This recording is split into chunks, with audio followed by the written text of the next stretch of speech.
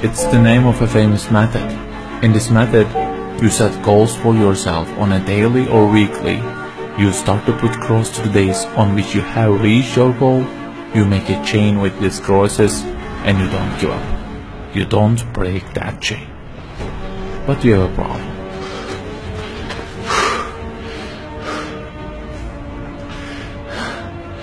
Personal development specialists say that we should have goals.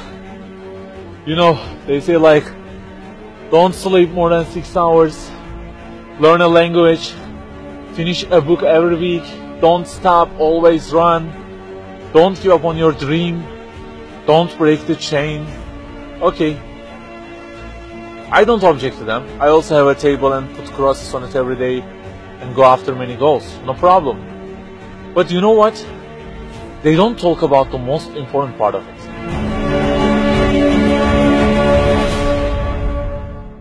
Let me give you a simple mathematical example.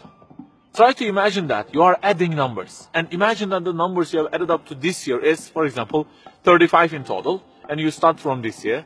For example, you will add 4 in this year, and then add 8 in next year, and it goes on. And there is an unknown time which counts down, and when it ends, you can't add any other number. Okay, you start the addition. Plus 4, plus 8, plus 7, plus 3. You add ambitiously, you keep adding and adding. Plus 6, plus 5, and okay, they say time is over.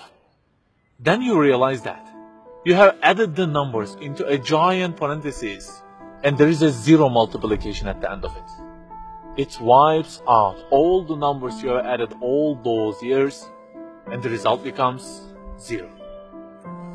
Of course, you are disappointed. All your efforts have been wiped out by the 0. A regret arises inside of you. You say, I wish I had seen the whole picture at the beginning and realized that 0 and changed it with 1 before I started the addition. I think you got the point. Okay, guys, you may have goals for this year and afterwards. Learning a language, finishing a book every week, increasing your monthly income to $15,000, not sleeping more than 6 hours, etc. But for what? For what do we set goals exactly?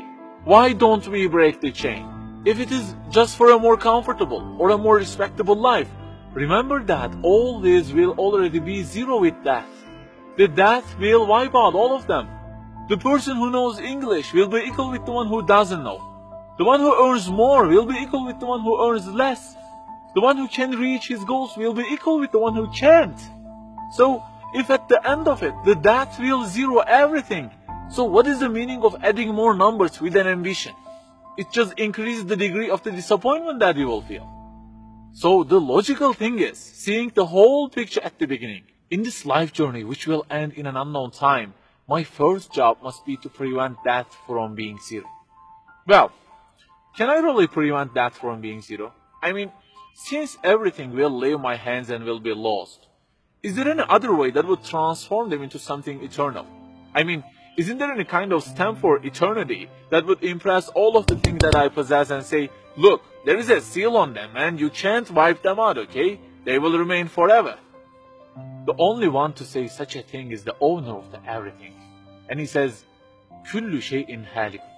Everything, the languages you learn, the money you earn, the books you read, everything will be perished, إِلَّا وَجْهًا, except their way towards Him. So the Creator of our life says, if your intention is towards Allah, if the thing you do is for His acceptance, it won't disappear, it will be transformed into eternity in paradise. So learning a language, finishing a book every week, being rich, everything, if they are towards Him and for His sake, eternity stamp being pressed on them. For example, in this year, I will study English for 10 minutes daily. For what? Because serving Islam in the field of English is so important, and I want to gain acceptance of my Lord with it. That 0 has turned into 1. This year, I will finish a book every week. Why? Because this is the way of being a more sophisticated person and serving Islam better, and Allah, who is eternal, will be pleased with it.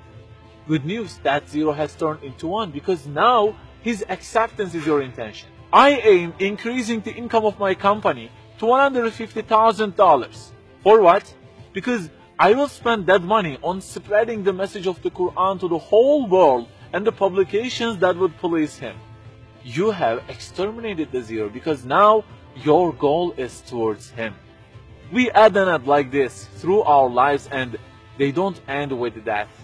People who seek Allah's sake in their actions kill their death. Death cannot zero their additions. If the thing we do is for his acceptance, it is not mortal. You may say, I don't really love him that much, and maybe I don't really believe in him that much either. So how can I do everything for his sake? I don't even know who he is. My brother or sister, that's the problem. You don't even know who he is. And actually, it is our first job in this life. Recognizing him, that's the first step. The more you recognize him, the more you love him.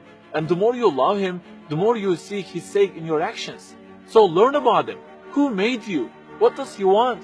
Why does he give you such a billion things in each day? Read, find out.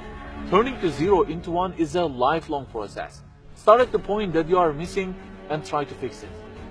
Like the specialists say, don't break the chain, but keep the chain to gain his acceptance.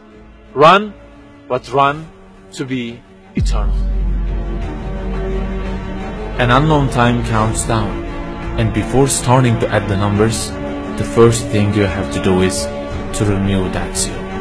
Otherwise, everything you added will be wiped out.